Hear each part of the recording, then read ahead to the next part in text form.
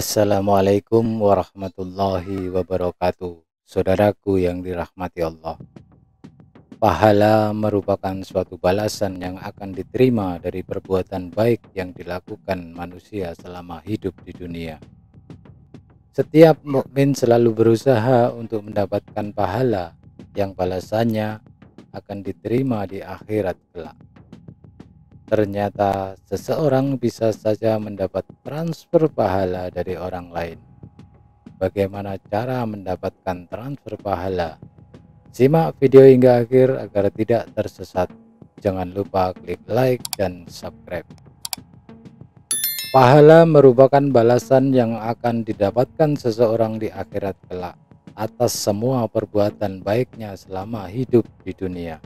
Tetapi kita juga bisa mendapat transfer pahala dari orang lain secara gratis. Lantas, bagaimana cara mendapatkan transfer amal gratis dari orang lain? Cara mendapat transfer pahala gratis sebenarnya sangat mudah, tetapi banyak yang belum mengetahuinya. Ketika kita mendapat perlakuan tidak menyenangkan dari orang lain, semisal penghinaan dan caci maki, banyak di antara kita yang membalasnya dengan hal yang serupa. Menghina orang merupakan perbuatan tercela. Allah tidak menyukai hal tersebut, karena biasanya orang yang suka menghina dan mencaci maki orang lain adalah mereka yang bersikap sombong. Menghina juga perbuatan yang dapat menyakiti hati orang lain, sedangkan Allah sangat membenci orang yang menyakiti orang lain. Terlebih adalah orang yang menyakiti seorang muslim. Rasulullah Shallallahu Alaihi Wasallam bersabda, mencaci orang Islam Muslim adalah perbuatan fasik dan membunuhnya adalah perbuatan kufur. Hadis riwayat Muslim. Apa yang kita lihat dan dengar sekarang ini, banyak orang yang saling menghina dan mencaci maki satu sama lain, baik di dunia nyata atau lebih parah melalui dunia maya lewat sosial medianya. Padahal hal tersebut adalah perbuatan dosa, dan dosa besar tengah menantinya untuk membawanya ke neraka. Lantas, sebaiknya bagaimana kita bersikap menghadapi penghinaan dan cacian orang lain? Dalam menghadapi segala bentuk penghinaan, cacian, atau perbuatan yang menyakiti hati dan perasaan kita, sebaiknya kita bergembira. Jangan merasa sedih dan jangan membalasnya dengan hal yang sama. Mengapa?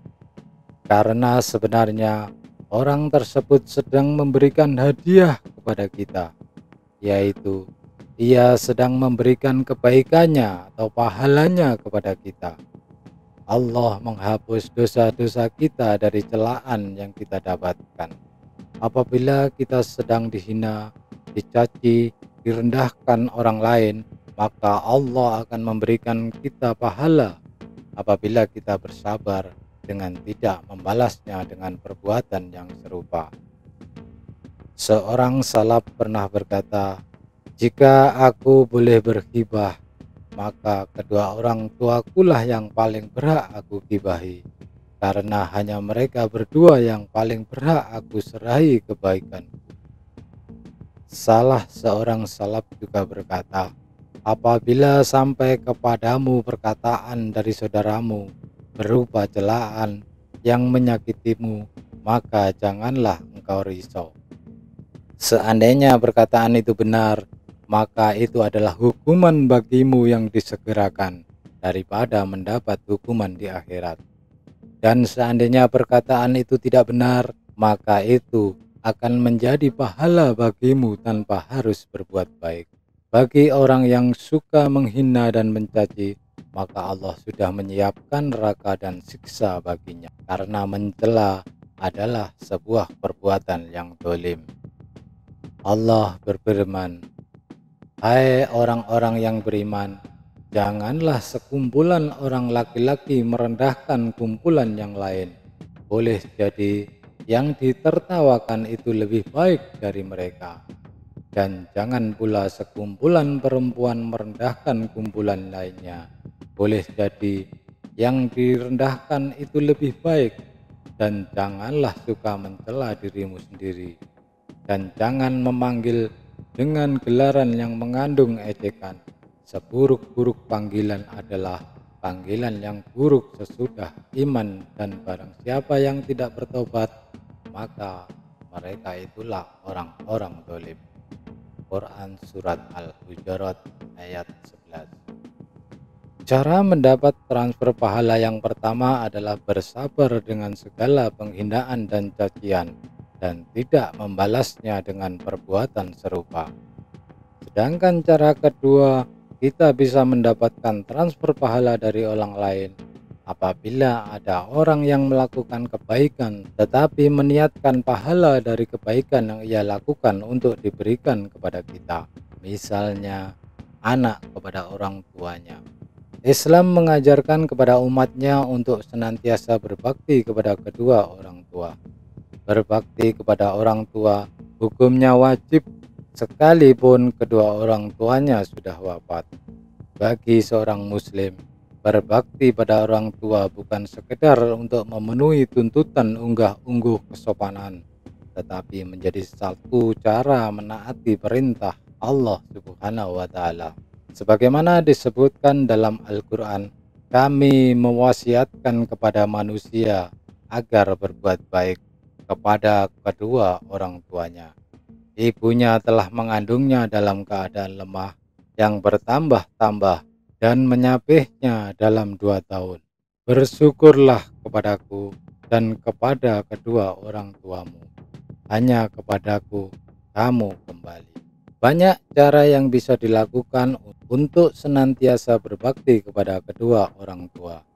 Bagi seorang anak yang kedua orang tuanya masih hidup, berbakti kepada orang tua dengan cara selalu bersikap sopan, merawat dan patuh kepada kedua orang tua.